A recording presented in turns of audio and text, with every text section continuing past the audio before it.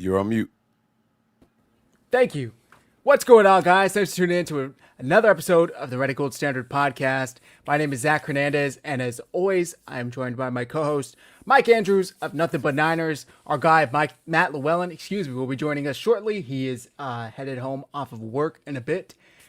Boy, what a game. What a game. Before we get into it, though, if you guys are watching on X, do us a solid, hit like and repost. If you're watching on YouTube, do us a solid, hit like and subscribe. Hop in the chat. We want to hear your thoughts. What are you guys feeling after this game? Are you elated? Are you still exhausted? I couldn't sleep last night. It's just so much going on, but hop in the chat, hit like and subscribe.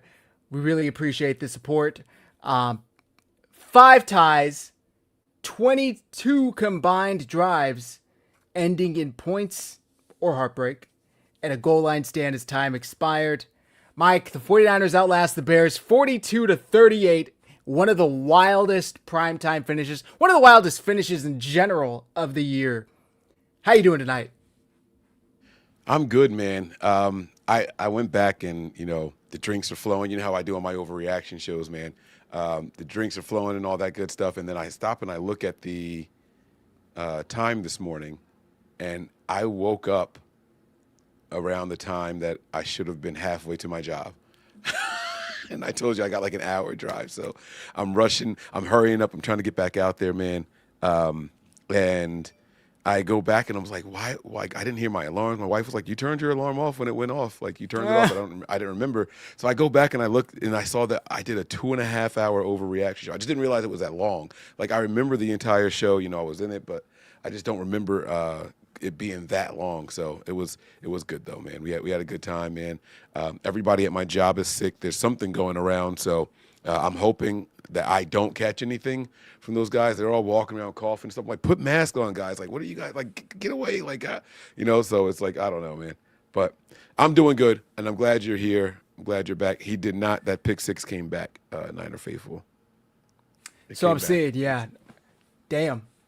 Happy to be back. I missed the preview show. Wasn't feeling good. I think I caught something on Christmas, so happy to be back. But boy, what a game that was last night. My Apple Watch is giving me heart rate notifications. Your heart rates are dangerously high. I mean, it was crazy. The Niners took care of business, like I said, 42-38, and I have a very nice outline here to go off of.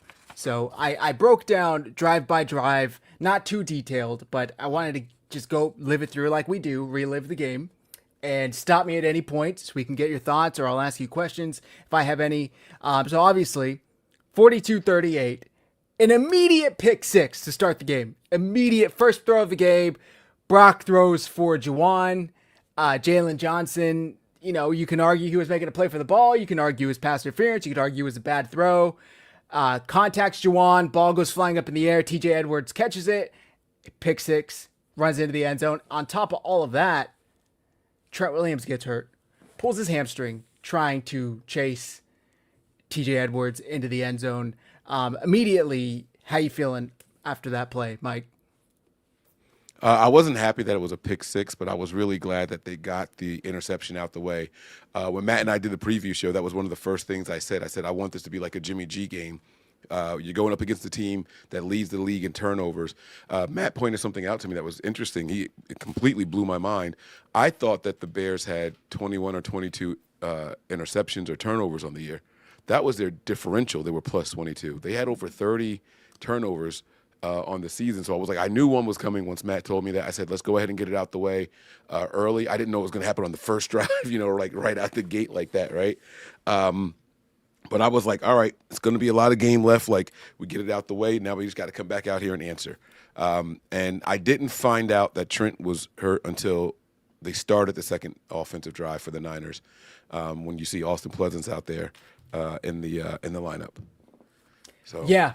It was really unfortunate. I have the 49ersHive group chat muted during the games just because sometimes people are ahead of us, but I had it open and I saw Joey send a text message of a crying face, and I'm like, shit, dang, what could this be in relation to? And 5 seconds later, I'm seeing on my screen that going the other way. And immediately I saw on X, I think it was Jennifer Lee Chan, talk about how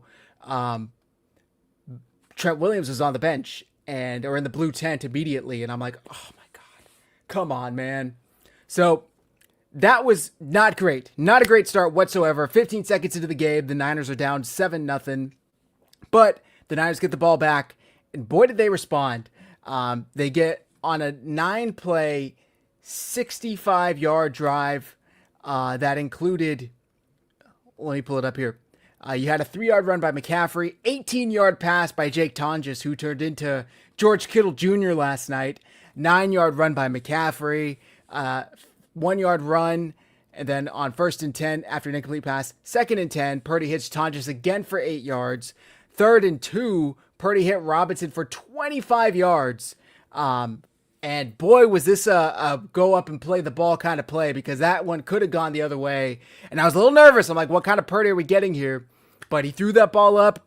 Demarcus Robinson went up and got it all the way down to the 1-yard line, I believe. And then the next play, Purdy rolls out to the left. Jake Tonjes is standing in the back of the end zone completely alone, and Purdy just kind of dots it to him. So very, very impressive response. Were you feeling any calmer after that, Mike? Yeah. Oh yeah, I was hyped. I was fired up. I'm like, see, this is what I'm talking about, like let's go, man. Long game. You know, one play doesn't define us. You know, like it's like people were like, oh, here we go. This version of Purdy is back. Like, you know, it was like, you know, you started hearing that already. I'm like, nah, I'm not buying that, man. It was one throw. Like, come on, guys, we got a lot of game left, and then he comes out and the offense is humming. You know, right out the gate. I like that they went. I think my favorite part of the whole second drive, because the first one and then the pick six, was the very first play. Kyle went right back to the air. Hey, we're not going to sit here and try to hand this off because you're rattled. No, we're going to play our game the way that we planned on playing it. Like, we're not going to do that here, because we've seen Kyle get conservative after a bad play before, or a bad turnover, or even a penalty. You know, so I really, really like that. He came out throwing the ball, and they marched right back down the field. Yeah, exactly. Like you said, the first play of that second drive was a pass. It was incomplete to Ricky, and again, you could argue it was PI, but that's okay, because 2nd and 10, you had a 3-yard run, and then on 3rd and 7, he hit Tonjes for 18, like I said. So very impressive response. And then the 49ers kick off, and the Bears go 3 and out. Defense looked really good. Got Caleb Williams off his spot, incomplete pass, they get a short run, and they punt. The Niners get the ball back, and they do hit an 11-yard pass to Tonjes, but they failed to convert the following 3rd down, so then they punt. The Bears again go 3 and out, and the Niners get the ball back. This is the 6th drive of the game, and boy, this is when the offense just started humming, because they get the ball. 1st down, Christian McCaffrey records his longest rush of the season, 41 yards, which gets the 49ers down to the Bears' 25-yard line. B-Rob had a 15-yard run after that. Before you know it, it's 1st and goal from the 10. Brock Purdy snaps the ball, scrambles in for the end zone, punches it in on the ground, gives the 49ers a 14-7 lead early on. What are your thoughts here, Mike? I'm ready to roll, man. A defensive 3 and out. You know, I was hyped up about that. Little did I know. But yeah, so I was like, all right, the defense is here to play this game. Like, I'm ready. Like, we're ready on offense. Like, let's go, man. Like, this is the Purdy I like. Purdy's out there getting his little groove and everything already. Like, I like this dancing version of Purdy, man. I like the swag, man. He's always done like little subtle things, right? I felt like he was still trying to prove himself. Now he's like, no, I'm here, and the league has got to deal with me. His personality is starting to show a little bit more now, and I like it. So I was fired up, man. You know, 14-7 at this point. We spotted them on, you know what I'm saying? Yeah, this is no spoilers, Dre. Yeah, we had Dre in the live watch party on Patreon, man. Like, all the spoilers were coming. Like, guys, like, will you cut it out? Like, stop it, please. So yeah, that's funny. Yeah, I mean, it was a great response. 3 plays. That's all it took. 3 plays, 66 yards. And the 49ers get in the end zone with a Brock Purdy rushing touchdown, his first of the night.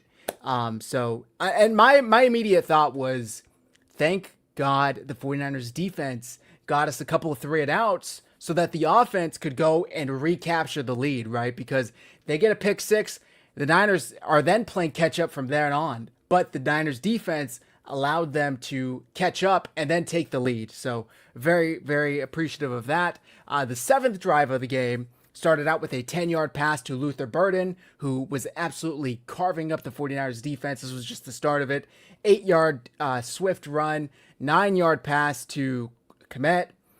Bethune got penalized for a low block, which is like the first time I've ever seen this called on a defensive player. So that added 15 yards. And before you know it, they're at the 49ers 35-yard line. That play there really pissed me off because he actually made the tackle. So yes. he got skinny between the. So he had three people in front of him. They had the little screenplay. It was like a little convoy. He got skinny between the two guys and threw his shoulder to make the tackle. And I'm like, I still think that was a BS penalty. I don't think they should have called that at all.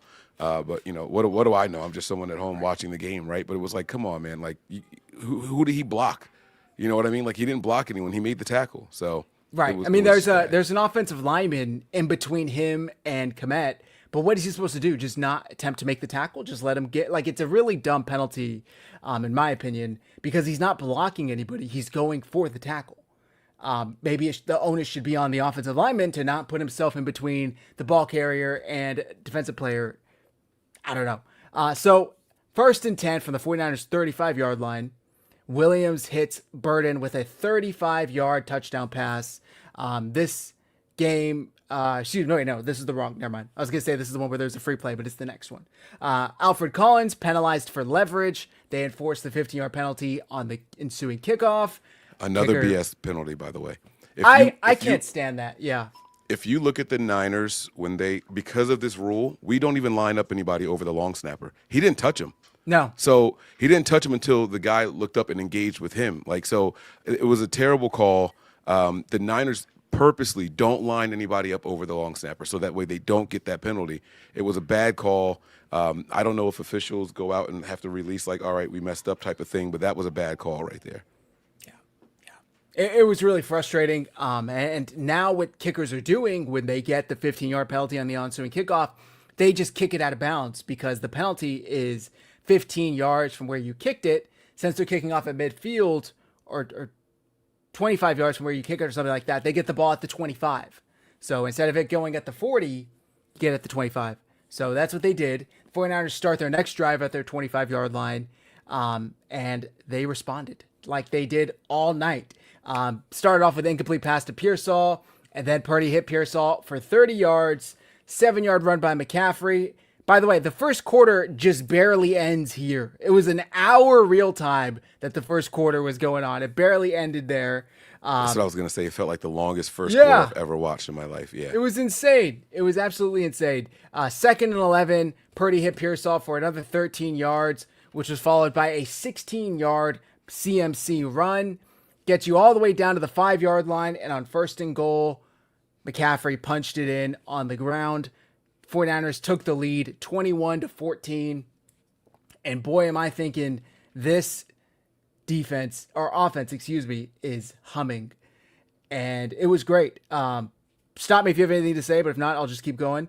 21-14. Falcons get the ball back. And it only took them 3 plays to tie things back up. But I'm saying that with an asterisk because 11-yard pass to Manungai. After that, Kalia Davis jumps off sides. Half of the Bears' offensive line moves. They're all sitting there. They snap the ball. Everybody's standing there for like a second and a half. But the refs just let it play on. And Colston Loveland, before you know it, is in the back of the end zone or the front of the end zone. And Caleb Williams hits him for a 36-yard touchdown. Play should have been blown dead. In my opinion, Kyle said the same thing when he was interviewed going into halftime. He thought the play should have been blown dead. I always see the play blown dead in that situation, especially when the offensive line moved. It wasn't like just the defensive line. It wasn't like Davis just jumped and then got back late. The whole right side of the offensive line moved. I don't know if you had any thoughts on that, but that was really frustrating because it cost us 7 points. Right, yeah. I think everybody took the rest of that play off except... You can't hear me? Hello? Can't hear you. No? All right, just go ahead. Chat, let me know is it just me? Can you guys hear? Let me test my audio. Mic check. You can't hear me? Hello, hello. Mic check, mic check. Hello. Okay, Mic check. it's my headphones Okay. keep cutting out for some reason. I don't know what it is. So it must be me. Oh, I'm I got sorry. you. All right. No, I was. It was starting to feel like the officials wanted to keep the Bears in this game. Like I was getting really annoyed. Like those three penalties, or I'm like, come on, man, like enough already. So, but it is what it is. And I was just like, all right, we're gonna have a long game here. Like this, let's get ready for a shootout here. Like that's what I felt. The defense just started to fall apart after those first 2, 3 and outs, and then it was just like, all right, like let's just see who breaks first. Yeah. Yeah, I agree. And it really did seem like that. Who's going to blink first? Who's going to, make an error outside of the pick six? But yeah, it was really frustrating. They took advantage. Oh, well. So the 49ers get the ball back tied 21-21. And what do? They answered again. 10-yard pass to Jake Tonjes.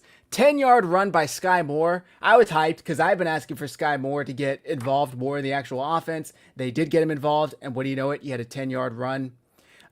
Purdy then got sacked by Austin Booker for a 7-yard loss. Thankfully, Brock Purdy had the awareness to get down like half a second before Booker was about to hit him from behind, because if not, he would have gotten drilled very hard. Pause. So it's a 7-yard loss, which then made it 2nd and 17. And I'm thinking, all right, we're behind the sticks now. Here we go. But fear not. Purdy hits Christian McCaffrey for 14 yards to make it 3rd and 3. But on 3rd and 3, he can't connect with Jake Tonjes. So it's 4th down. Kyle's feeling himself. He keeps the offense out there. And it was the right decision because Purdy hits Pearsall for 14 yards across the middle. A few more Christian McCaffrey runs and a Juwan Jennings catch later. We're now sitting at 3rd and goal from the Chicago 7-yard line. Now, Purdy drops back to pass, and he's intercepted by C.J. Gardner-Johnson, but there's a penalty, and there's a penalty on C.J. Gardner-Johnson for illegal use of hands to the face on Ricky Pearsall. He clearly grabbed Ricky's face and pushes it. Ricky's head's all going to the side, but you'll see Bears fans online saying that it's a BS, including C.J. Gardner-Johnson himself, saying that it's BS, that, they can't believe they called that in that moment. You just can't let it. It's a penalty. It's literally a penalty. Nobody made you grab him by the face. So instead of it being an interception, the 49ers get 1st and goal at the 3, and the next play, Brock Purdy runs in his 2nd rushing touchdown of the day. Mike, any thoughts on the penalty? Any thoughts on the score? Just keep on dancing, Brock. That's it. Like that's all I'm thinking, man. Like, listen, it's us against everybody. Like, let's go. That's how I felt, man. Bobo Harris, they did not get 1 sack in the Bears game. That's unacceptable. That is probably the best offensive line the 49ers will face for the rest of the season, in my opinion. Like, the Bears have one of, if not the best, comprehensive all-around offensive lineman. They invested heavily in it. They got Drew Dahlman. They got Joe Tooney. They already had Darnell Wright. Like, that's a really, really good offensive line. Plus, Caleb Williams is kind of hard to sack as it is, so I'm not too upset that they didn't get to him. When it mattered most, they got him off his spot. So I was happy with that. Yeah, and that was another one of my predictions for the game. The Niners aren't going to get any sacks in this game. We got to hope that the secondary shows up to play. My focus for the defensive line is no longer about sacks. Like this, just copy and paste this for every game going forward. Not that I don't think we're going to get sacks anymore, but that's not the focus. It's stopping the run. That's what they built this defensive line for. So that was a hyper focus of our offseason. The Bears invested in their offensive line. We invested in run stoppers. So that's what I was worried about in this one. Yeah. Agreed 100%. But I didn't make the preview show, but like I took a bet of Bryce and I think it was Okawanu each under half a sack, because I didn't think we were going to get any pressure. And we did get some pressure, but we didn't get home on them. So now the Bears, There's 3:23 left in the first half.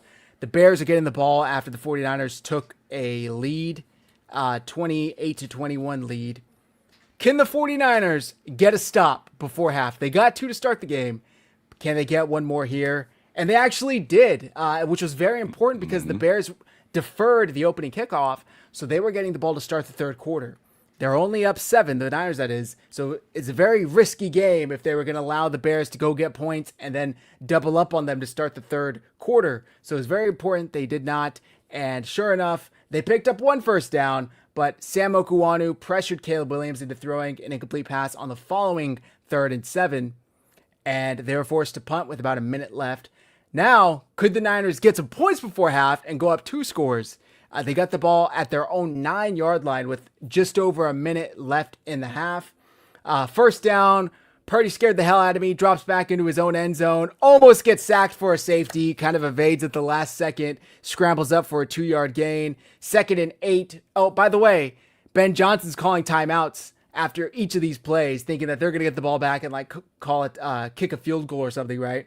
So first timeout after Purdy's 2-yard scramble, McCaffrey runs for 6 yards, and on 3rd and 2, Ben Johnson calls another timeout, but Purdy hits Tonjes again for 5 yards. Ben Johnson stops calling these timeouts. He feels like an idiot, but that's all right because the 49ers weren't able to get into scoring range anyway, but they did get a nice draw to McCaffrey to add 17 yards onto his rushing total for the day. They go into half up 28-21. Mike, how you feeling at this point? Yeah, at this point, it set in for me that McCaffrey wasn't going to, we still have one more game, but I had already at this point accepted that Christian McCaffrey wasn't going to set the 1,000 yard. He'll have the 2,000 all-purpose, but he's not going to get the 1,000 unless something crazy happens next week. But at halftime, I'm sitting here like, yeah, he's not going to do it. Like they're not going to. He's running the ball way too well. I think he had in the first half like 100 and over 100 how many yards rushing. But yeah, so yeah, yep, just rushing. Yeah. Sorry. How was your confidence level for the 49ers as a whole to win this game at halftime? Oh, man, was it high. Boy, was it high, man. I thought Robert Saleh was going to make some second-half adjustments. I was wrong. But my halftime show, man, I'm out there and I'm rallying the troops. You know, I'm telling people, like, you know, don't forget what they call us. We're the faithful. Everyone's panicking. Like, we can't stop them. They're driving up and down the field. I'm like, yeah, guys, we've stopped them a couple of times in this first half already. So I don't know, man. I just think that at this point, I'm like, all right, we got it.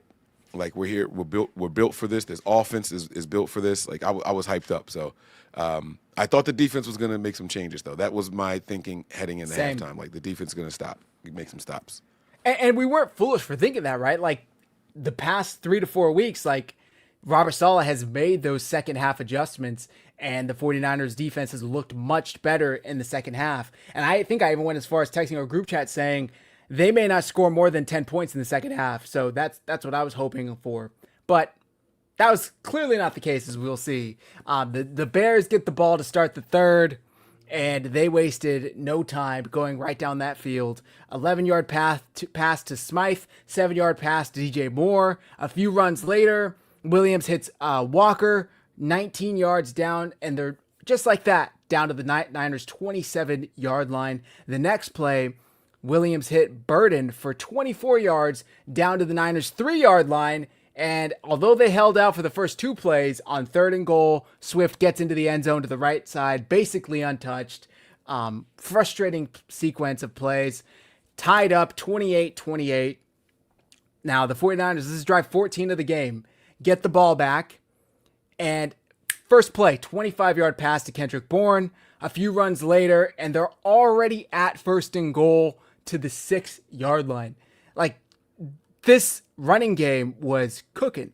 25-yard pass to Bourne, 4-yard run by McCaffrey, 6-yard run by McCaffrey, Juszczyk 8-yard reception, 5-yard run by McCaffrey, Tonjes 12-yard reception, but Austin Booker was offside, so it's a 5-yard penalty. And McCaffrey stuffed on 1st and goal.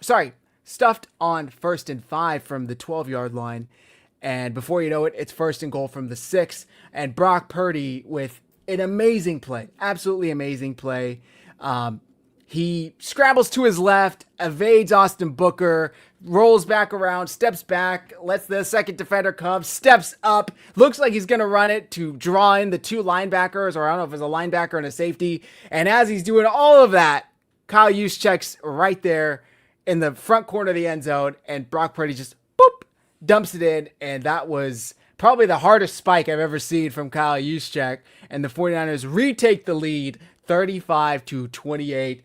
Mike, were you in awe? Like, Tell me you were just as in Listen, awe. man, I was like, Brock Purdy is officially the guy. Like I had to take back all the stuff I said about him in the beginning of the season and everything. Like Brock Purdy is the guy, man. And again, the confidence that he was out there having fun, man. And the best part about that all was he's doing all that scrambling, running around back and forth and all that. So what I was worried about was that they were going to say he was over the line. So watching it live, you can see the what's it called? Yeah, the hyper line of scrimmage. the black Oh, line that they put on there. And so I Superimposed. saw him going over it. Yeah, there you go, superimposed. I saw him go over it, and then like I see him make the throw, but they kind of change angles like right at the same time, so I couldn't see exactly where his body was. But he completes the pass and just sprints to the sideline. I loved everything that Brock Purdy was doing, man. Like, and then that play right there, that play was so good that Chris Collinsworth had to admit that he's a Patrick Mahomes nut guzzler. Like, sorry. But no, yeah, you're good. we're past the 8 minutes. Like, Yeah. he had to admit, like, if that was Patrick Mahomes, I'd be screaming. All right, so then scream now. Like, you shouldn't be hyped that a player is doing it. You should be hyped that the play happened. So it's like, dude, like he had to admit how much he's on Patrick Mahomes' dick because of how good Brock Purdy was out there on that play in particular. So I absolutely love it. I loved it. Not only that, but you should be screaming even more because it isn't Patrick Mahomes, right? Like, that's what you expect out of multi-Super Bowl winner, MVP. Brock Purdy, the 49ers fans know how good he could be, but he hasn't really had his flowers by the national media. So it's like, you should be singing his praises on national television in a game where he's balling out. He just made an insane play, yet he still had to bring up Patrick Mahomes. They still brought up Travis Kelce. I think I even heard Pacheco mentioned. It's like, Jesus, dude, give it a rest. It's like that SpongeBob meme. Oh, brother, this guy stinks. Come on, man. Come on. Yeah, it's like, come on, Mike. Like the flowers are for us right now. Like, forget all these other people. Like, just stop and just watch what you're seeing right now and appreciate it for what it is, man. Since Brock Purdy's return, man, he has been on absolute fire. These last 3 games in particular, Brock Purdy is just doing amazing things. Being responsible for, I'm getting ahead of it, but being responsible for 10 touchdowns in 2 games is insane. And both of the picks off of the hands of somebody else. Yep. I'm not blaming him for either of those. Like, I mean, come on, man. This guy, he's locked in, and this is what we were calling for to start the season, right? It's going to be time for the offense to carry the defense, but who knew it was going to be without so many key players? I mean, I'm looking at how we're driving up and down the field, and I have to keep reminding myself, like, Trent Williams is not out there. You know what I'm saying? George Kittle is not out there, and all they kept showing at the start of the game was this is what the Niners have with Kittle in the lineup, without Kittle in the lineup, with Trent Williams in the lineup, without Trent Williams in the lineup. And they're talking about how we can't run the ball and the points and all that stuff. It goes down. It's like Brock's like, yeah, all right, hold on. Brock and Kyle, I mean, man, were they in sync. I absolutely love it. Which, by the way, prior to last night, the Niners were 4-12 with games that Trent Williams did not play in. So they, barely picked up their 5th win out of 17 games. So really impressive stuff by the 49ers to retake the lead. Their first drive of the third quarter, 35-28, but it didn't last long because the Bears answered with their own 10-play, 80-yard drive that consisted of a 27-yard pass to Luther Burden on 3rd and 8, mind you, chance to get off the field, an 11-yard pass to Walker on 2nd and 11, and on 3rd and 11 again after an offensive holding penalty, Williams scrambles for 6 yards. They end up going for it on 4th and 5, and Williams hits Loveland for 9 yards. Wide open, by the way. One play later, DeAndre Swift ran it in from 22 yards out, which was like arguably the most embarrassing play of the night because it should have been a tackle for a loss, right? It should have been, I forget who was there. I want to say Huff was there first. He gets by the first guy, and then Malik Mustafa completely overruns him. And then Jair Brown takes the wrong angle, so Swift just gets in untouched from 22 yards out to tie it up again. If you have any thoughts, please stop me. If not, I just want to say this is for the first time in NFL history, a game was tied at 7-7, 14-14, 21-21, 28-28, and 35-35. Just absolutely insane stuff. We saw all the memes. We're watching gods call football tonight, and 2 really good quarterbacks because they were just going tit for tat. I mean, boom, boom, boom. It was, those videos of like professional fighters just landed blows after on. Yeah, that's what last night was. So insane. The 49ers offense then gets the ball back after the Bears tie it up. And would you believe me if I said they did not score? They did not get into the end zone. They did not even get a field goal, Mike. Game's tied 35-35. Niners get the ball back. 14:54 left in the fourth quarter. They were only able to pick up one first down, and they were forced to punt. For the first time since the first quarter, by the way, this drive consisted of an 8-yard pass to Pearsall, McCaffrey 5-yard run, on which Pooney was flagged for 10 yards, Purdy 5-yard scramble, a 20-yard pass to Pearsall on third down, but then it was followed by an incompletion, a 3-yard run by Brian Robinson, and then a incomplete pass on third down again. So they have to punt, and the Bears get the ball back. They are pinned to their own 11 to start the drive. Williams hits Luther Burden for a 25-yard catch and run to start, which is like, damn, because Kyle said right here, yeah, Niner Faithful, they asked him afterwards, and he said, I thought I lost the game when I punted instead of going for it. Like, I should have probably went for it. He was second-guessing himself, but Luther Burden gets 25 yards on a catch and run. After runs of 3 and 6, the Bears have a 3rd and 1 at their own 45. Williams calls his own number, gets like 5 yards on a quarterback sneak. Just insane. The 49ers couldn't even like make it close.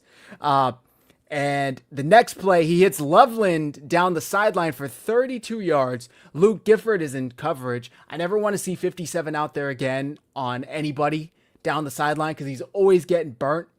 A few plays later, he's forced to dump it down to Kyle Monangai, which would have forced 3rd and 10, Mike. However, there's a flag, and the camera pans up the field, and you see Tatum Bethune grabbing someone's face mask after the play. Absolutely idiotic penalty in a game that you're down 3 points, and they get 15 yards. Emotional. Just too emotional, man. Too emotional. What are you doing? You Melting gotta know down. what you're doing. Yeah. Yep. Melting down. And we already knew this ref crew led the all crews in, I think, unnecessary roughness and roughing the passer. The 49ers apparently lead the league in unnecessary roughness penalties going into last night. I didn't know that. They got one more. And yeah, he got mad at Loveland, yanked his face mask by the day. It would have been 3rd and 11. Now, hey, the way they're going, maybe he thinks, let's just fucking speed this up and give it to him anyway, right? But instead, 15 yards and a first down. So it was just insane. You cannot have that type of penalty at all, but especially then. And it's like you're supposed to be the leader when Fred's out there. You're wearing the green dot. We need you to be out there leading this defense, and that was just a boneheaded decision. Kenny says Colson Loveland was roughing him up, so he defended himself in the worst way possible. I agree. I wait till the next play, and how about you just like tackle him extra hard or something? I don't know. Rough him up that way, not a blatant face mask to where there's like absolutely no way that could be excusable. They went to Terry, right. And Terry's like, yeah, that doesn't matter if that's during the play or after the play. Like, that's illegal anytime. Yeah, you can't do it at all. Yeah, it's no, just dumb. No. So instead of it being, Sean says, man, I miss Moody. Don't you imagine yesterday with him? Absolutely not. Well, wait. Don't do that. I'm not letting y'all do that. I mean, how many field goals did we actually even attempt in that game? 1? None. 2? None. So Moody makes the extra points. Like, cut it out. But sure. Thank you for the super chat. I do appreciate it. Thank you very much. Like it. Thank you, Sean. So the Niners have to punt. Or excuse me. Sorry, I'm at the wrong place. 15-yard penalty and first down instead of 3rd and 10.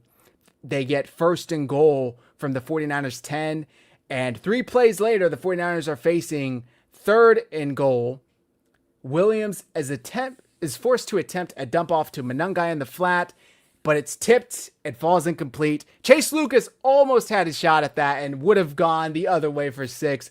Boy, I can guarantee you Levi's would have been rocking if Chase Lucas was able to get his hands on that. So they go for the field goal. Now here, I'm thinking the Niners may have just lost this game by punting Instead, I'm thinking the Bears may have just lost this game by going for a field goal. Mike, I mean, obviously looking back now, we know, but at the moment, were you thinking, damn, they probably should have gone for this? Like the Niners offense is on fire. Well, so I was very happy that they settled for a field goal. We were looking for which defense was gonna make a play first, and that happened to be the play of the second half. That was it right there. It wasn't so much about an interception or a turnover or sacks or anything like that. It was who can make someone kick a field goal. First team to kick a field goal loses, and that's that's exactly how it played out. So that was the drive that we needed right there to seal the deal. And it was We were still trailing, if I'm not mistaken, but that's what we trailing by needed. 3 now. Yeah. So the 49ers got to stop, forced them to 3. Sorry, I'm trying to post a tweet, but don't you hate it when it's like, you've already posted that? Let me laugh at the Rams multiple times. Like, why do I have to? Yeah. I'm trying to You said post that already. Rams LMAO, and it's like, nope, you've said that. I didn't know there was a limit. I pay for this shit. There's a limit on what I can. Right. Anyway. You got to put extra spaces in there. They're I guess counting the so. characters. Yeah. So the Niners get the ball back, and with 5:17 left in the fourth quarter, they either had all 3 or 2 timeouts left at this point. I forget how many. Down 3 points.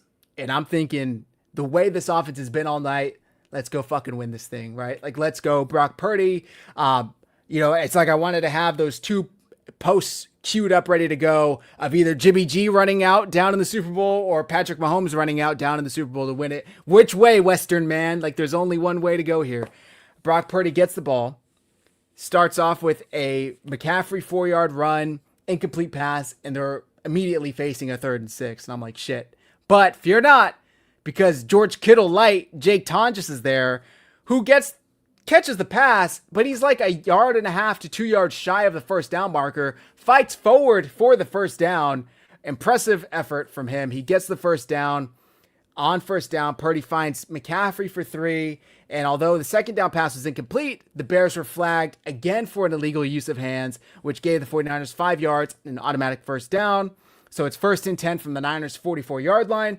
Purdy hits McCaffrey for a screen pass. At this point, I'm screaming because I had been telling the group chat, Kyle needs to call a damn screen pass. Kyle needs to call a damn screen pass. And I think he had called 1 or 2 earlier, but they either got dropped or broken up.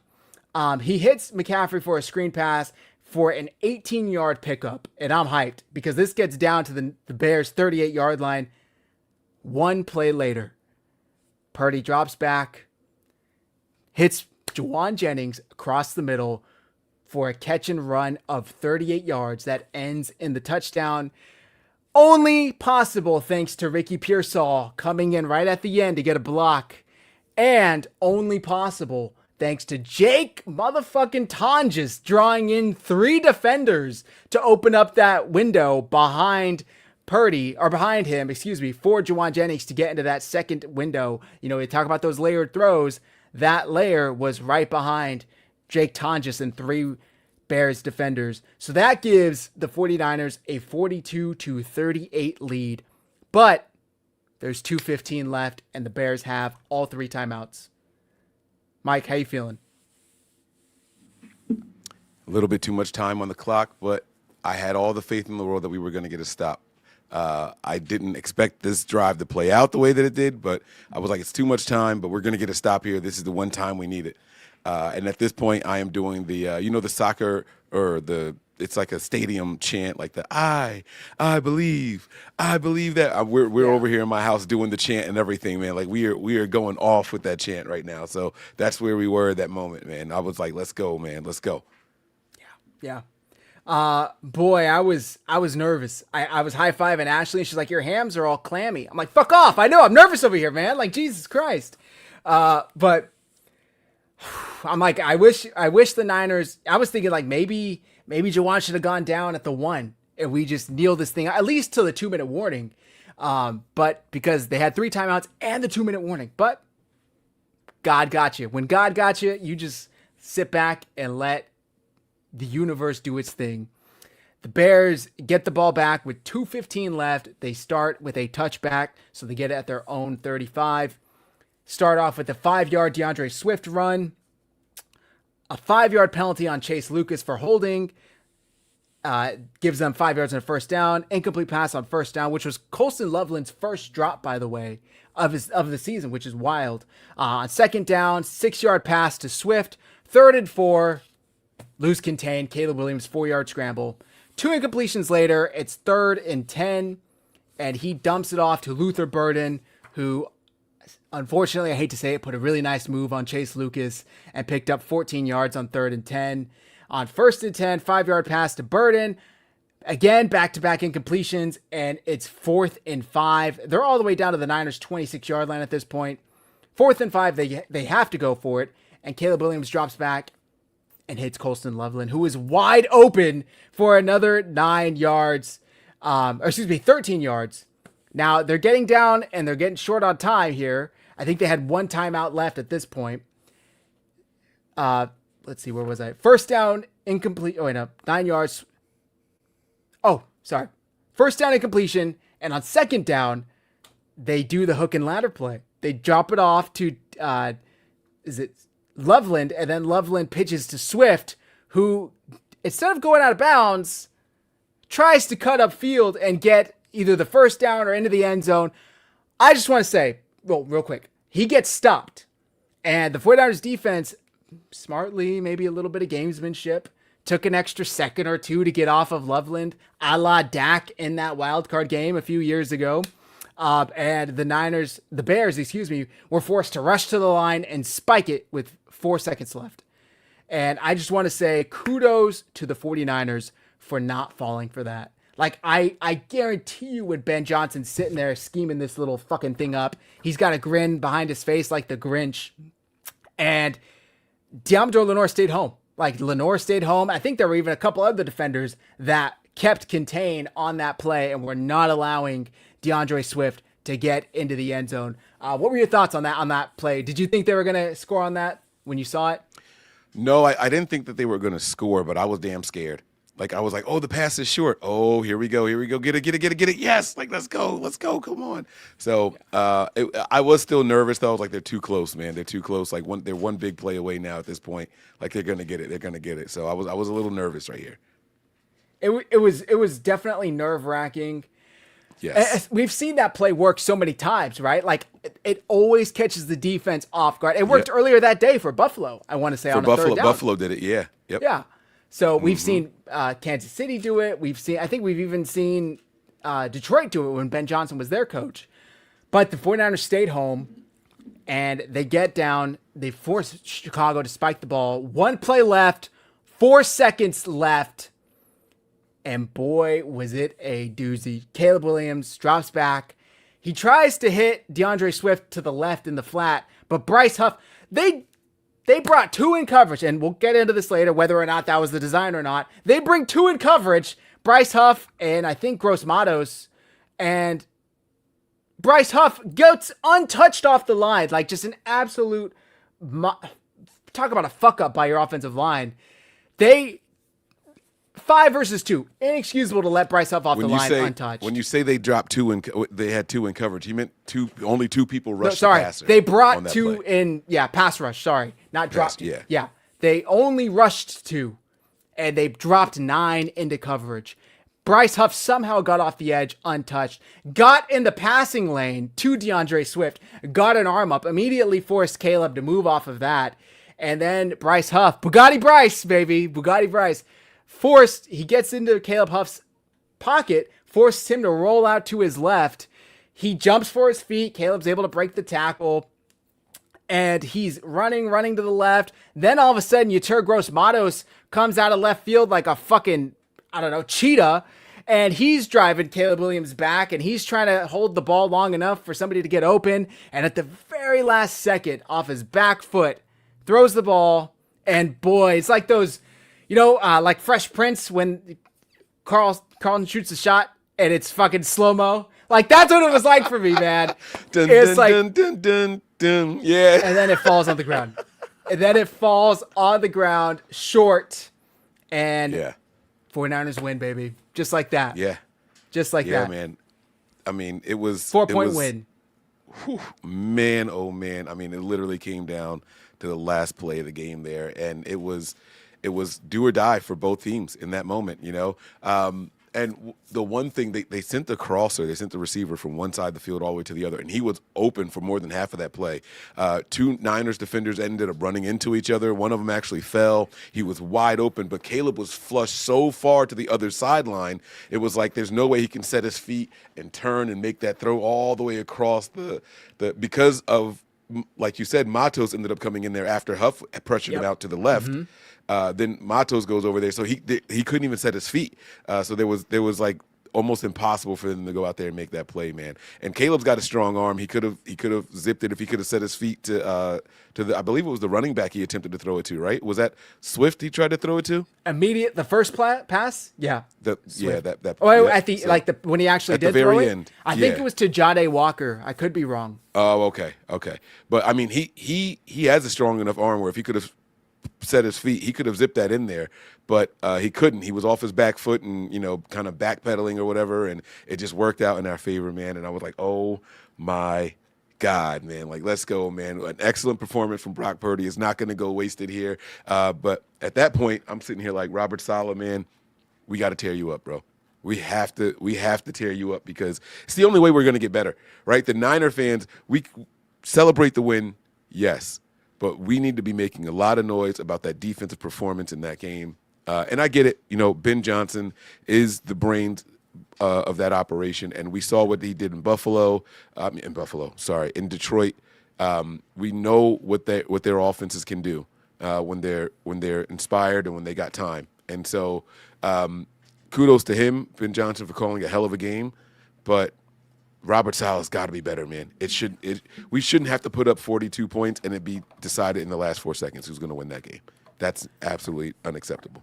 I mean, I agree. If you put up 6 touchdowns, that should be enough to win the game. Also, you were talking about DJ Moore wide open. Let me share this just so you guys could see what we're talking about, because I saw this being shared. I think Collinsworth even said it afterwards, and that may be where this clip is from. You see DJ Moore. Look at the two guys run into each. Oh wait, they run into each other already? Yeah, they already did it. You have to go back a little bit more. He's coming across the right. Oh, right there. Boom. Oh, right there. Yeah. Yeah, yep. They run into each other, and that slowed him down. Yeah, now he's wide open. And he's waving his hands. He's doing jumping jacks. But all I'm going to say to this is Caleb is way over here on the other side of the field. He's got Bryce Huff closing in. Gross Matos closes this gap in about 2 seconds. If Caleb is able to flip his hips and throw the ball, this is probably 40 yards maybe across diagonally here. But he's got the arm strength. He has the arm, but if he turns around and gets that pass done, you just tip your hat and go home. Honestly, because I don't think anybody is attempting. No one's turning around and getting there. But no defender's getting there for sure. No, so the 49ers either called the right play or ad-libbed the right play, depending on what you believe. Final stats. All right, let's just wait. No. Okay, fine. Go ahead and give the final stats. But I want to go back to that. They called the right play there. Go ahead.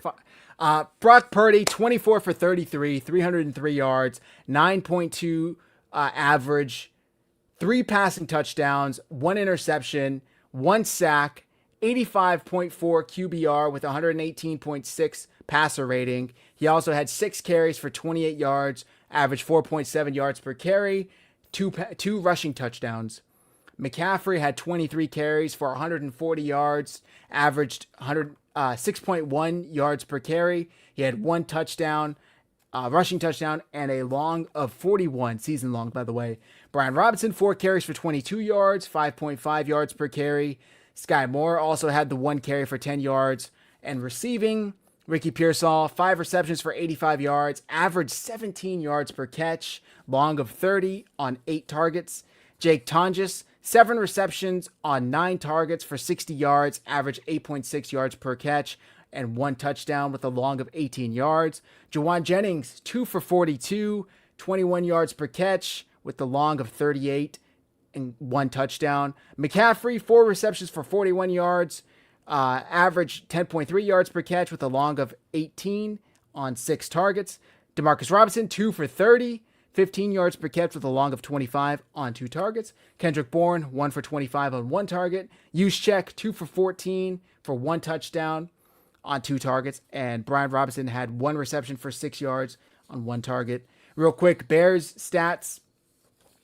Caleb Williams, 25 for 42, 330 yards, 7.9 yards per attempt, 2 touchdowns, 71.2 QBR, 100.3 passer rating. He also had 5 carries for 18 yards, which averaged just about 3.6 yards per carry. DeAndre Swift, 9 carries for 54 yards, averaged 6 yards per pop, 2 touchdowns with a long of 22. Manungai, 8 carries for 38 yards, 4.8 yards per carry with a long of 18. Receiving, Luther Burden cooked the Niners, 8 receptions for 130. Get this, 8 receptions on 9 targets. He didn't drop a pass until that last drive. 8 receptions on 9 targets for 138 yards, 17.3 yards per catch, 1 touchdown, and a long of 35. Colston Loveland, 6 receptions for 94 yards, average 5.7 yards per catch, 1 touchdown, and a long of 36 on 10 targets. Walker had 2 for 30 on 4 targets. DeAndre Swift, 2 for 25. Komet, 2 for 16. Smythe, 1 for 11. Manungai, 3 for 9. And Moore, 1 for 7 on 4 targets. Mike, what are your overall thoughts here? I also have the team stats we can get into. It's a good day when the longest play from scrimmage for the 49ers was a run. So, I think our longest completed pass was 36 yards to Juwan Jennings, right? That was a long, as far as receptions goes, but Christian McCaffrey in that 41-yard run, man, that was absolutely incredible, man. And everyone's saying that the Niners can't run, we can't run, and boy, did we go out there and run. And that's how you end up with a guy who had no targets all game being the highest-rated player for the Niners on the offense, per PFF anyway. Luke Farrell, out there blocking his ass off for that run game. So that's how you end up with things like that happening. Also, I do want to say this. 91.8, by the way. That was his grade, 91.8. And there were a ton of players for the Niners in the 80s. So that just tells you just how good of a game he had blocking. I saw a lot of people asking while we were doing the breakdown. I didn't want to interrupt. People are saying, how is it that the Rams can still get the number 5 overall seed, right? So here's what they need to happen. They need to win against the Cardinals, and they need the Niners to beat Seattle. And what that'll do is give them the advantage. Seattle will fall to 3-3 in the division, and the Rams will be 4-2 in the division. And so that division tiebreaker there will give them the higher seed. It'll bump them to 5, and the Seahawks will fall to 6. So they need the Niners to win, and they need to win their last game against the Cardinals. Really impressive stuff. Do you want to get into that last play controversy? Oh, here we go, baby. Here we go. So Tatum Bethune goes on KNBR after the game, and he says that they were told, him and Winters were told to blitz on that play, and they decided not to. They decided to drop back and just try to confuse Caleb Williams and put more bodies in the passing lanes. Which, if you believe that's true, tells me that Kyle Shanahan Robert Saleh did not make the right play call. Now, there's some people out there that are saying, well, had they done it, we probably would have got the sack. And this is why I disagree. There were 3 offensive linemen with no one to block. They would have ate those guys up. They had no one else to block, and they're not, it's not like they're coming around the edge. It's not like they're getting outside the tackles to blitz. They're going to be coming up in the middle, right? A, B, and C gap. So they were going to be useless out there. You got the quote there. There you go. I see. Go ahead. Yeah, so they spoke to KNBR. Let's see. Me and D, this is Tatum Bethune. Me and D were supposed to be on a blitz, Bethune said, and we dropped out because we knew what they were capable of, and we just wanted to put some extra heads in the throwing lane and make Caleb run around the field and waste time and waste the timeout, and that's what he did. I don't know. I would need to hear it from Saleh, to be honest. When the okay, hold on. Let me ask you 49ers this. Let's assume this is correct, Mike. Do you like that? Like, is that a good thing that the Niners players are just kind of going rogue and doing what they think is best, Yes. not the play that's called? Yes. Yes. Robert Saleh has actually applauded things like that earlier in the season where thank God this guy didn't follow the sign. It was a pick by, it might have been one of the Jair Brown interceptions where he said he didn't drop in covers like he was supposed to. No, it was a linebacker interception we had. And he was supposed to do something, but he recognized the play. And, Maybe and D Winters from last week. maybe that's what it was. But Robert Saleh has come out and applauded, like, if you play ball, right, we're going to call the plays, but you guys are out there playing, and if you see something or you feel it, like, those guys are the ones out there in the huddles, in and out, you know what I mean? You can call the play, but I do like it. And it's also happened on the offensive side of the ball, right? That's one thing that we're seeing right now is that the Niners are changing a little bit of how this is what we're doing, and you do it no matter what, right? Kyle even said that there was a play that he called, and he didn't even know that we had snapped the ball because they were supposed to wait, and Purdy went hurry up. This was either I think this was 2 games ago, where Purdy went hurry up and ended up getting a touchdown as opposed to, like, taking his time and all that stuff. He said that Purdy rushed it, went quick snap, and, did his thing. So the coaches are letting the players get comfortable. We're going to call the play, but how you guys execute that play is on you guys. And they're not scolding these guys for those plays. Now, I'm sure that when they do that kind of thing and it doesn't work out, the coaches get them to the sideline, they chew them out. You know what I'm saying? But they're out there feeling it. So go ahead. I see you got another one right there. I tell our players. Yeah, this is from Saleh, and it was about the D Winters pick six. I tell our players there's 3 occasions in a game where you're just going to know, Saleh said, you're just going to know exactly what the play is. You just have to have the confidence in yourself to go jump it and abort your job and go do it. And that's exactly what Bethune and Winters did to preserve the victory against the Bears, set up a Saturday night showdown against Seattle Seahawks for home field advantage. I might be changing my mind on this, Mike. I didn't read this article, and I'm so glad that that quote was in there because I remember him going to the podium and saying that. So I called BS, honestly. I called BS when I first heard that because I'm like, wow, what are the chances that they're going to spy and drop right into coverage the open window where they needed to be just on a whim? But it seems like that's encouraged, and it seems like Bethune and Winters made the right choice here, and I got to tip my cap because if that's true, that's awesome because that really shows growth, and that's been something that we've been pissed off about this defense all year is that they don't learn from any of their fucking mistakes. Right. They get bit over and over. How many times the play that Cleveland scored on is the same play that Tennessee scored on? It's the same play that Indianapolis scored on. But it seems like they are thankfully learning from their mistakes, and Bethune and Winters called an audible, and what do you know it? 2 rushers were enough to get pressure on Williams. And while we're on that, go ahead. Was there something I'd add? No, go ahead. No, I'm with you. I thought Caleb played phenomenally, right? I thought Caleb Williams played. That may be as good of a game as I've seen. I don't watch Bears game unless they're on like national television, but I was wholly surprised with how wildly inaccurate he was on the move. That really took me by surprise. And I saw the stats, but I guess it's something else seeing it in person, right? Like seeing it for your own eyes.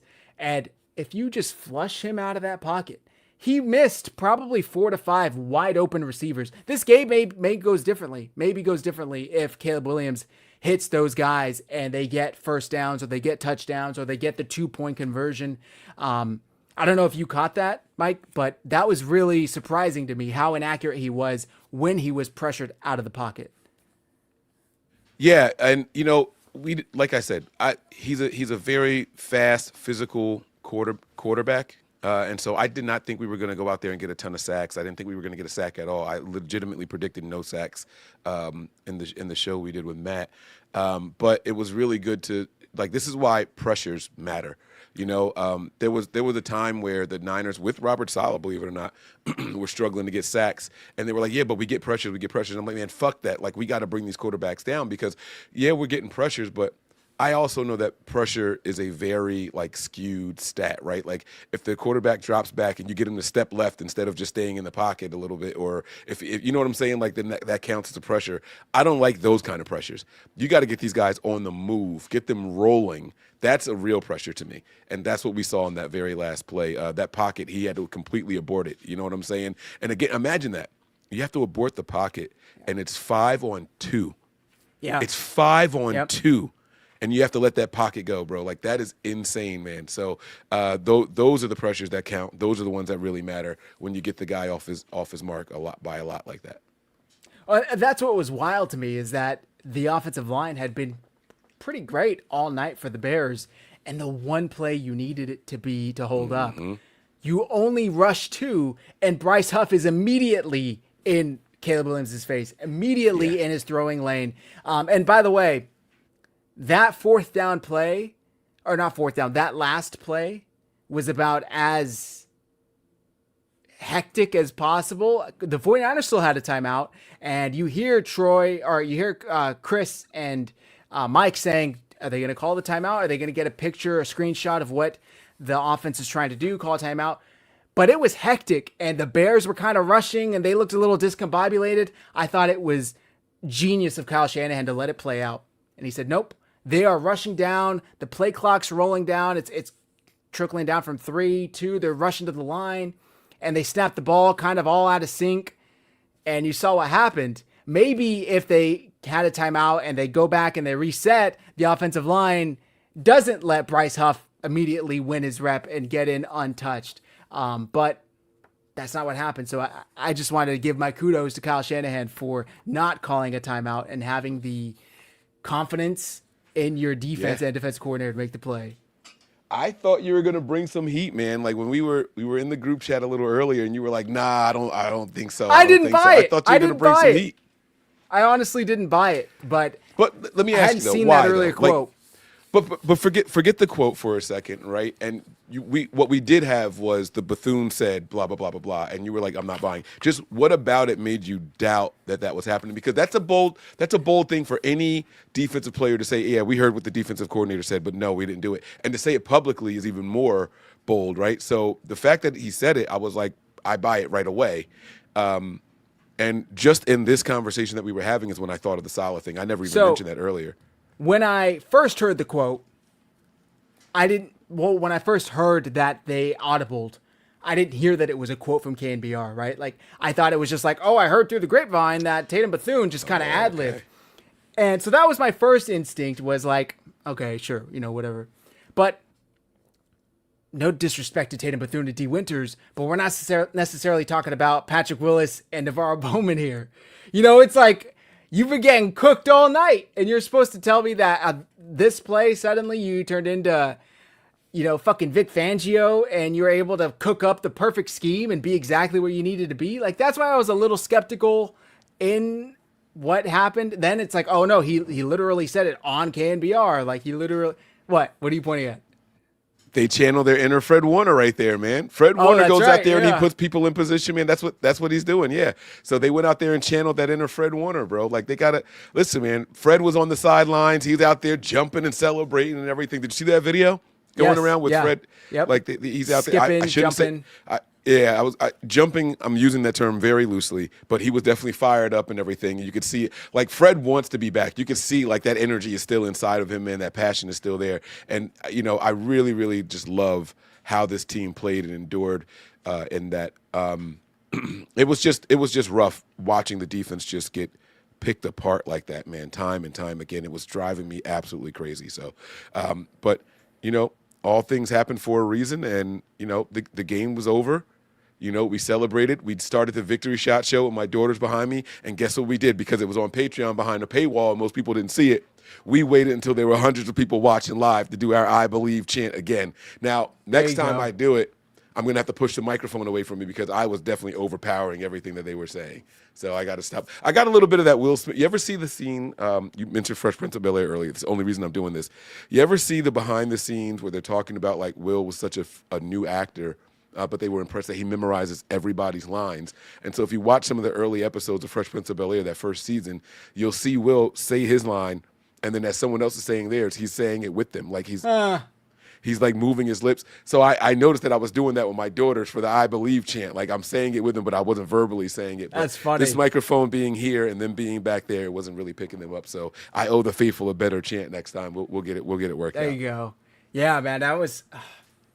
Yeah, I'll eat crow on this one. I didn't buy it at first, but it seems like, and again, it would be kind of wild now that I think about it for Tatum Bethune to just come out here and lie like that when clearly Saul is going to be asked about it at the next press conference, and he can very easily say no. So, kudos to them. They made the right choice. They dropped 9 into coverage. 9 just insane decision, but it worked out because where are you going? And there was the still somebody wide open though. No, like, and this is what drives me crazy about this defense. They still make boneheaded mistakes. Whose man was that, and what? So I get it. You guys ran into each other. That doesn't change your assignment.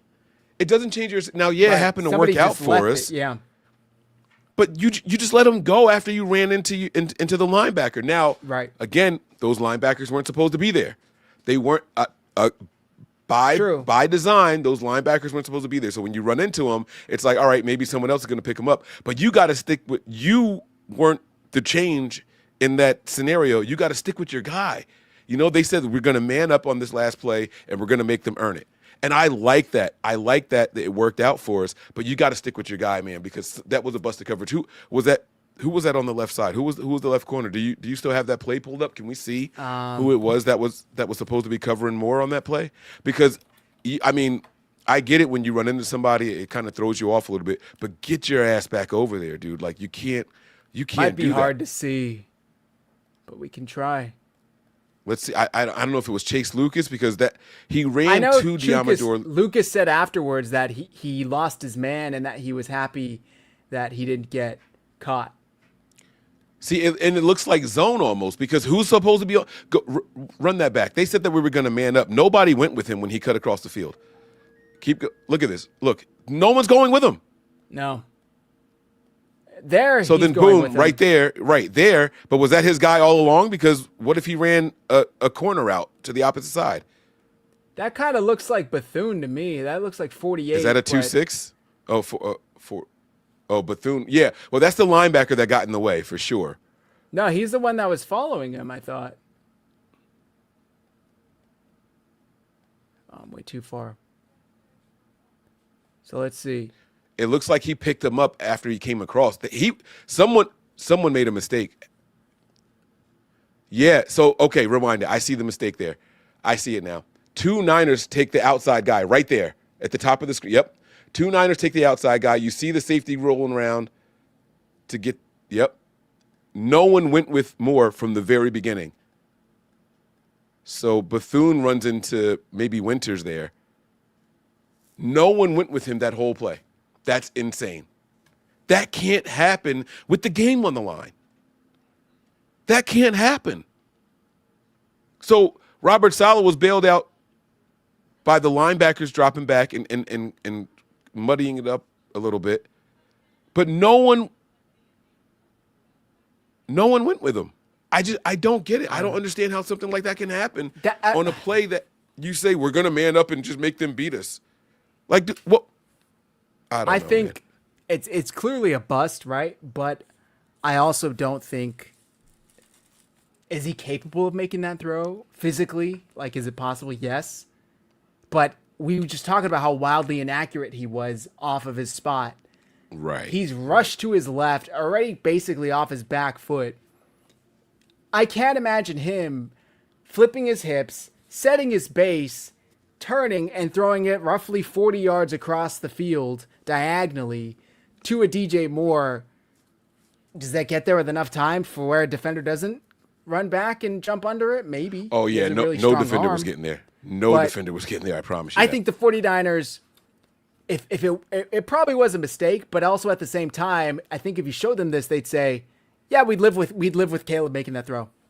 Like, it's like when you fucking triple team Steph when you're down or when, you're up 2 and you triple team him and he shoots a 50-foot 3-pointer and he makes it. You're just like, well, fuck, you just got to live with that. If Caleb Williams were to make that throw, you just say, wow, good throw, man. I Right. did not think you could do it. Good throw. Was it a fuck up? Probably. It looks like you showed two players running into each other. I hadn't seen that till now. Somebody completely missed him. But I think they were more focused on the guys that were right in front of him, like the five receivers that were right. So when right there that were possible targets. That's my once take the on scramble it. drill like that starts and he's that close You're to the muted. sideline, no, I'm not. Oh, God damn. I don't So know what it is. it's all good. I'll keep going though. You're good, I'll you're keep good. going. Yeah. So what it is that once you get flushed that far to the left sideline, the field is literally cut in half. And so that's what it became there. Like with the scramble drills like that happen, you have to get in front of your quarterback. So he was out of sight, out of mind. And what's weird is if you watch that play again, Caleb looks that way, but he knows I don't have time to set and make it. Like he saw him streaking across there, but there was no time for him to make that adjustment to get there. He did see him for a half a second. So, yeah, it's all good. Let me know what you need me to do, but I don't know. Is Matt going to be joining us soon, or I'm not sure. are we going to actually. take this into overtime? We probably will just wrap up here soon if I don't hear from him. I do have some team stats we can get into. Yeah. No, there's still a lot more to talk about. I just want to make this clear, though. Robert Saleh, you were not off the hook. This was not an acceptable. This is a team that is playing for the number 1 seed. At worst, we go to 5. Even if we lose, we have the 5th seed in the NFC because the Niners already have more division wins than anybody else in the NFC West. So let's say Seattle wins. Well, all right, they got the number 1 seed. And let's say the Rams win, they go to 4-2 also. So I'm not quite sure what the other tiebreakers are outside of regular record. If the Rams win and the Niners lose, then it goes to conference, and the Niners are 9-2. Or So at division, worst, then conference. right. So it will be tied record, tied division, but in the conference, the Niners are 9-2, and right now in the conference, the Rams are 6-4. So at worst, we are the 5th seed. Yeah. So I mean, and 5 plays 4, if I'm not mistaken. 2 plays 7, 3 plays 6, 5 plays 4. So right now we will be NFC playing the South. Eagles. Oh, No. Winner of NFC South. Eagles are going to be the third, yeah. That's right. You're which right. is a You're very right. favorable matchup. Oh my God, are you kidding me? Yeah. Either and they don't Tampa- and or Panthers, yeah. Yep. And the Falcons winning, which is weird. All 3 of them could finish, have the potential to finish with 9-8. 8 wins. Or 8-9. Yeah, you're right. Right. They all 3 of them have the potential to finish 8-9. Wow, what a trash ass division. Yeah. Yep. So All right, team stats though. Let's go. Let's Yeah. break it down. I'm sorry. No, you're good. We'll wrap up here soon. I know I got to get to work early tomorrow, so if Matt can't make it, we'll catch him on the next one. First downs, the Bears had 26, the 49ers had 32. Passing first downs, the Bears had 16, the Niners had 17. Rushing first downs, the Bears had 7, the Niners had 13. First downs from penalties, the Bears had 3, the Niners had 2. Third down efficiency, Bears 6 for 12, 49ers 7 for 10. Fourth down efficiency, the Bears 2 for 2, the Niners 1 for 1. Total plays, Bears 64, 49ers 68. Total yards, Bears 440, 49ers 496. Total drives, Bears had 9, 49ers had 10. Yards per play, the Bears had 6.9, the 49ers had 7.3. Passing yards, the Bears had 330, 49ers had 296. Rushing yards, Bears had 110, the 49ers had 200. Attempts, Bears had 22, 49ers had 34. Yards per rush, the Bears had 5 yards per rush, Niners had 5.9 yards per rush. Red zone attempts / success, Bears were 1 for 3 in the red zone, which I thought was interesting, whereas the 49ers were 5 for 5 in the red zone. So you want to talk about where the difference was. Red zone right there, 1 for 3. One, they got a touch on DeAndre Swift run, kicked a field goal, and then got stopped on the last play of the game. 1 for 3. Penalties, the Bears had 7 for 39 yards, whereas the 49ers had 5 for 55 yards. Turnovers, none for the Bears, 1 for the 49ers. Time of possession, the Bears had the ball for 26 minutes and 27 seconds, whereas the 49ers had the ball for 33 minutes and 33 seconds. Anything of that stand out to you? I also have the PFF grades. Yeah, I had no idea that the Niners had almost 500 yards of total offense. That is insane. Listen, when I tell you guys that this 49ers team is humming right now, they really are. Wait, what is this coming? Negative, Mike. Wait, go. What does that say? He says Rams get the 5th seed with the win and a Niners loss. I don't understand it, but that's what the ESPN scenario is saying after a Monday Night Football result. It doesn't make any. We'll have the same division record. We'll have the better conference record. How is it? Does it go conference and division? Because head to head we split. We won one. They won one. I don't understand. That's really strange. I don't get it. Division, common games, then conference. So, and they beat those AFC people that we probably lost to. That's probably why. Yeah. Because the Rams have a better the Rams have a really bad conference record. So the AFC teams that we lost to. Yeah. That's probably weird. Okay. If the Rams lose and win next week and the 49ers lose versus Seattle, we'd both be 12-5, 4-2 in the division, but the Rams would have the tiebreaker. So it's you know what? Hey, take care of business on Saturday, and you don't even have to worry about any of those fucking scenarios. So the Niners have 2 short weeks back to back, man. I don't know how I'm feeling about this, man. I know this is not the preview game or anything like that. I don't know why the NFL decided to put 2 really important games on a Saturday. 2 games to decide which teams are going to go to the playoffs from their respective both of our teams, the Seahawks and Niners, are going to the playoffs, but it's for the number 1 seed in the NFC, right? Why don't you want to put one of those in prime time on Sunday? Well, so I found out, and I could be wrong, but I heard this on another show, that there are league broadcasting rules where a team cannot host back-to-back regular season games on Sunday Night Football. So that's why the 49ers couldn't be on Sunday Night Football, because they just hosted Sunday Night Football. So and there's no Monday Night Football next week, so the only option for them to be a standalone primetime game is Saturday night. That's what I heard. Wow, that's interesting. And now that you're saying that, there has been a stretch where I'm like, these guys got 3 primetime games in a row. How is that possible? And you're right. I don't think I've ever seen back-to-back Sunday Night Football games. Now that you say that, that's wild to me. I just thought it was a little bit odd. 2 very important games. So if you're trying to lure people in for Saturday, it's cool. But you got 4 teams all in the NFC. I mean, everyone's playing their own division, right? So, but normally in those scenarios, you want to split it up between AFC and NFC. Like, does the AFC not have anybody that's worth swapping the Panthers and Bucks game out with? That one, I think they wanted standalone because it's win or go home.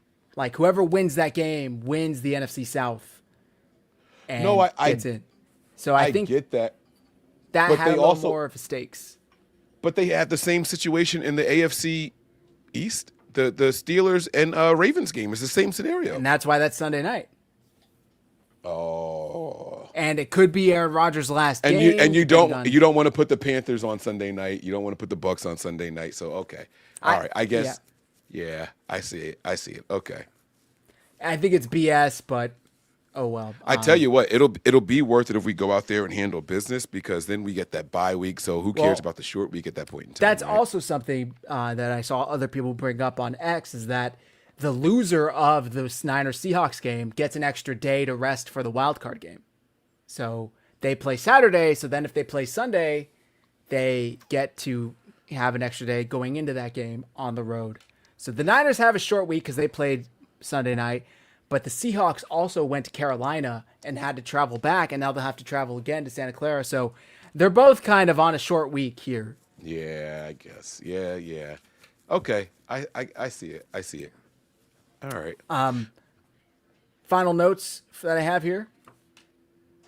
Trent Williams went out after the first play with that hamstring injury. Austin Pleasance played the entirety of the game after that at left tackle. I thought Can we give him a round of applause, bro? I mean, he did have one bad play, but for a guy who has been a NFL journeyman, practice squad after practice squad, 0 starts in his career. I thought Austin Pleasance filled in admirably. I did not once sit there and say, oh, my God, we suck. In fact, the first time he ran to the left, I believe that was Christian McCaffrey's big run. I think that was to the left, wasn't it? Wasn't that the 40-plus yarder? Yep. And so it's like, where you sit there and say, damn, we're in trouble. I like it, man. I like it. You got a tight hammy. We're not going to chance a big fella. You go sit down. Let's see how things play out. Kudos to the Niners for finding him. And this is why I say over and over again, guys, and you guys think I'm crazy, when it's which Chris do you prefer? You got to give me Chris Forrester 10 out of 10 times over Chris Kocurek. I don't care. There is nothing you can say to convince me otherwise. Just Forrester does it with whoever the Niners throw in his lap, and they do it well. So I don't care what anybody says, man. And the Niners have invested so many big names, high draft picks for Chris Kocurek. He just doesn't get it done. He doesn't get it done. The fact that I'm sitting around looking at the free agent list and saying, man, the Niners should go sign Shaq Barrett or bring back Alex Barrett. One of those Barrett brothers need to come back to the Niners. And the only reason I'm saying Alex Barrett is because he knows this defense, right? He's been here for a couple of seasons. It's like, dude, it's not even about finding gems. I saw that last comment you popped up there. It's not about finding gems. It's coaching. It's coaching players to be ready for the moment. Chris Forrester does that. I think Chris Kocurek just has to inherit good talent. He doesn't develop it. I haven't seen him develop good talent. I'm sorry, I haven't. And he gets so many passes, it's not even funny. I really can't wait for the Niners to replace him. Mark Cisneros says, were you surprised they went with Pleasance at left tackle instead of moving Burford and bringing in Colby at left guard? Yes, and I want to remind everybody, Trent Williams takes 2 days off a week for vet days. Who has been stepping in those practices for first-team reps? None other than Austin Pleasance. Austin Pleasance, yeah. So he credited those practice snaps into being so in tuned with the starting offense because he's been taking first-team reps all year. Yeah, all year, Trent all gets year vet long. Days. Yeah. So I don't think they would have moved Burford.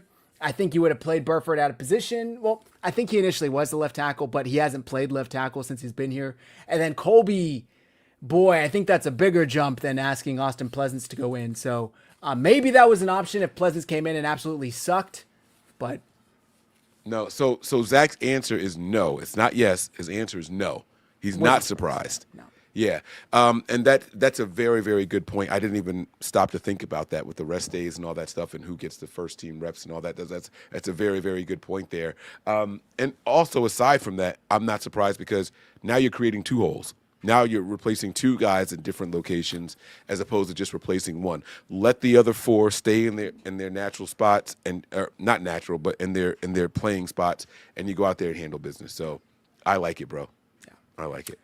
Next note I have, Purdy held the ball for 8.5 seconds on his scramble touchdown pass to Kyle Juszczyk.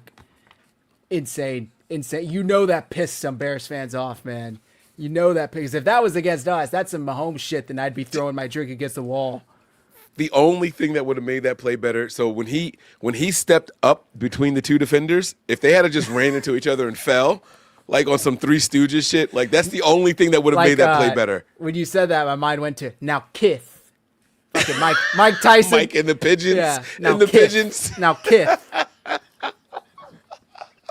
They did run into each other almost, or they were right there in front of each other. But man, Purdy, he was just toying with them, bro. I've never been so proud of Brock Purdy in my entire life. What I'm seeing these last couple of weeks, man. I mean, when he threw that touchdown to him, when he threw that touchdown to Juice, he just ran off the field. Like, he didn't look back. He didn't go to celebrate. He's like, oh, you know what that reminded me of? This is going to sound crazy, but it's a flashback to the 49ers, guys.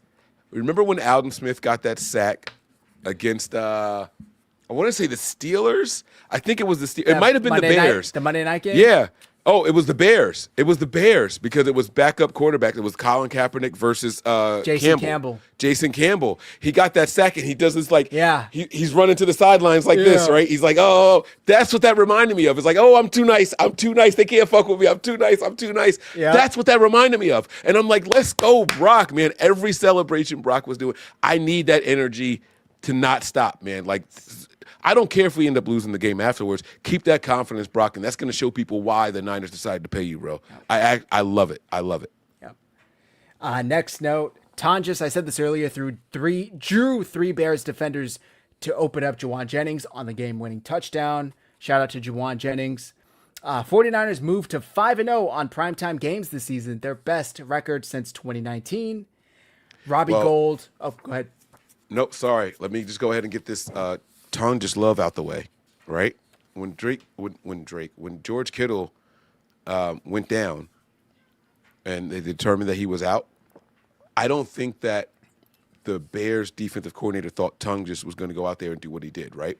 And so that was a second half adjustment. Hey, we're not going to let this replacement tight end beat us. We're going to get him. And so the success that he had leading up to that drive was like, hey, he's going to be the guy. We're going to take him away. He had on that same drive, he had converted a third down already. You know what I'm saying? So it was like, we're not going to let this guy beat us. Stop him.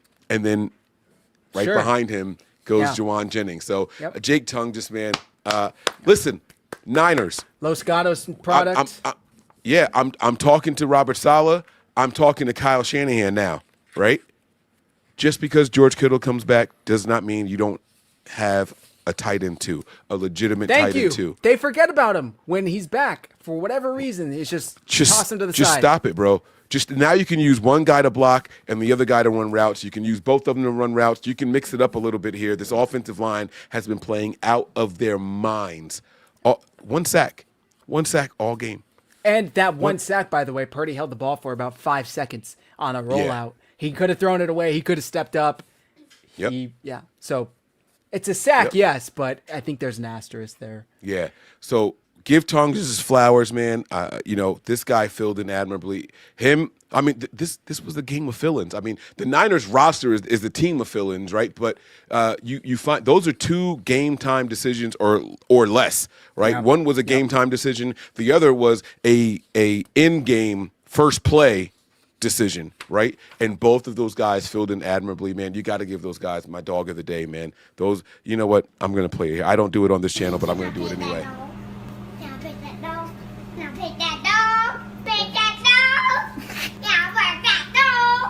Yeah, baby. Those are my dogs of the day right there, man. Jake Tonjes and Austin Pleasance. And you know what's weird? And Matt, oh, God, I wish Matt was here. He asked me who my player of the game was going to be, and I said I think it's going to be Trent Williams. I said I'm going to go away from the normal skill positions, and I went Trent Williams. I thought that he was going to have a really good game, and it was still the left tackle, my player of the game right there. So I like it. Guys out there, if I'm messing up a little bit, if I'm getting glitchy, please let me know in the chat. It looks all clear on my side, but I can see the little Wi-Fi symbol popping up. So if I'm glitchy, please let me know. Okay, it might be me. You're breaking up a little bit. Can you hear me correctly? Can you hear me fine? I hear you loud and clear. It's crystal clear on my end. Let me wrap up here. Couple notes. Niners moved to 5-0 on primetime games, like I said. Robbie Gould was an honorary captain for the 49ers, which had to sting since he played in Chicago for so long, retired with the 49ers. Really? Yeah, you didn't see him? He was there pregame. He had the I didn't see it. He with the Niners, not with the Bears? Yeah, no, he was a Niners honorary captain. The disrespect started before the fucking coin toss? Are you serious? Yep. Wow. Why would he agree to do that? And he even tweeted about it. He said, "I was honored to be an honorary captain tonight for." No. Yeah, I'll find the post after and I'll send it to you. Okay, that's insane to me because he played way longer in Chicago. But you know what? Never mind. It's cool. It is what it is. Wow. Talk about head games, bro. That is absolutely crazy. I didn't know that. I didn't see the pregame stuff. I'm over getting ready on the Patreon. I'm doing the pregame show and all that. So I don't pay attention to a lot of that stuff, man. That is absolutely insane. I did not know that until right now. Yeah. Look at that. Thank you, 49ers, the York family, 49ers organization, for inviting me back to be an honorary captain. It was great to see old friends and teammates. Yeah, Andrew Garfield was there, the amazing Spider-Man. Jeremy Piven was there. But Robbie Gould's the most important name out of all of them. Okay, last couple notes here. I'll wrap up. Colton McKivitz did not allow a single pressure and pass protection. His 83.9 overall PFF grade on the season ranks second amongst right tackles, only behind Penei Sewell. only behind Penei Sewell. Insane. Colton McKivitz came out at the beginning of the season and said, I'm going to have a Pro Bowl year. Now, he didn't get the votes. He probably should have. He didn't get the votes, but damn it, he might be one of the all-pro alternatives or something like that. So shout out to Colton McKivitz for putting his money where his mouth is and letting the Niners know, hey, y'all should probably bring me back after this year. And that extension's looking better and better. Well, they just extended him. Oh, that's right. That's right. Yeah. So that good. It's like they gave him a 3-year, $45 million deal, which is looking better and better. Let's see. Juwan Jennings earned a $667,000 bonus with his touchdown pass Sunday night, with it being his 9th touchdown pass of the season. I believe if he gets to 10, he can earn a total of $750,000 bonus, so it would go up about $75,000. Purdy on throws of 10 or more yards Sunday night, 9 for 11, 194 yards, 1 touchdown, 149.1 passer rating. Tonjes caught his 5th touchdown of the season Sunday night. He had 0 catches last season with the Bears. Did you know he was with the Bears last year? Because I didn't know that. Ricky Pearsall. I remember. Wait, I did know that. I remember when we signed him, it was like a big deal. It was one of those the free agent things. It was like we tried to. He was the guy that we. Oh no! Am I thinking about that was Sauber? Brock Wright. With the I'm Lions. thinking about Brock Wright. With the Lions guy. That's Brock who Wright. I'm thinking about. Never mind. He's their backup tight end he was a restricted free agent. I do want to say one other thing about Juwan Jennings really quick. You mentioned that Juwan Jennings stat. Did you think he was in the doghouse after that pick 6? Because they didn't target him for a long time after that. And I was like what? Like, are we just not going to use him at all anymore? Like, it was a long time before he got his next target. And I was like, yo, like, they got to start involving him. Ali called me on our final touchdown drive. He was like, bro, if we're going to do this, it's got to be through Juwan Jennings. And sure enough, it happened. So I don't know if I thought he was in the doghouse. I thought that the Bears were taking him away. I thought, and that's why Tonjes was open. That's why McCaffrey was open. That's why Ricky was open. But he came alive in that 4th quarter. Second to last note, Ricky Pearsall almost missed this game. He went to Kyle Saturday morning saying that his, I don't know if it's knee or ankle. He had both injuries. I don't know which one. But he said that it was really hurting him, and he didn't think he was going to be able to go Sunday night. He ended up playing, and he had, 6 for 73? Yeah. I have the stat right here. Thank God he was out there. 5 for 85 and a long of 30. He was cooking. He was absolutely cooking. Last note I have for you, Mike, and then we can wrap up. Brock Purdy in the month of December, since the next game will be in January. 95.3 PFF grade, 83.5% adjusted completion percentage, 976 total yards, 13 total touchdowns, 2 interceptions, 131.5 passer rating for the entire month of December. I no longer want to hear about Brocktober. Fuck that. This guy is clutch. This guy is coming on right now in the month of December, heading into the playoffs. I told you guys that I want a Giants-like season from the 49ers. I said that I want to see us get hot at the right time. Who's hotter than the Niners offense right now? Tell me a single team. You guys just saw the bum-ass Rams, who everyone was saying was better than the Niners offensively, right? Y'all just saw them lose to the Falcons, guys. The Falcons with their backup quarterback out there, right? Like, tell me an offense that's hotter than the Niners right now. You can't. You can't. Let's go, baby. Niner faithful, yes. Morstead's first punt since December. I knew this was happening when Adam Schefter tweeted out that BS the morning. Yeah, man. Talk about how Morstead hasn't punted and blah, blah, blah, blah, blah. Man, fuck you. You just totally jinxed us. Okay. I think that's going to do it for tonight's show. Matt couldn't make it, but we will make sure the 3 of us are together for the preview show. We'll put the date and time out for that shortly. I'll even do a because I know Matt has thoughts on this game. I'll do a show on Nothing But Niners with Matt and just let him get his thoughts off on this game also. So you guys don't worry. You will get to hear Matt's takes on how this game went because I know he's got a lot to share. So I'll figure out when he's available. This is the game that Matt was saying for the last month the 49ers were going to get whooped in. We're going to get ran all over. Mike, I read the stats just real quick. They had a total of 110 rushing yards. That's it. They averaged 5 yards a pop, but 54 yards by Swift and 38 yards by Monungai. That vaunted Bears rushing defense was not that great.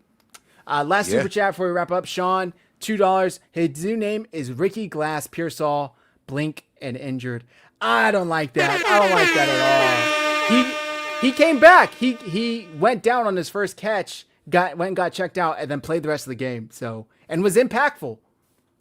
The truth is this, right? We've seen guys like Debo make one big play and go right to the sideline. We saw that the last 2 years Debo was here.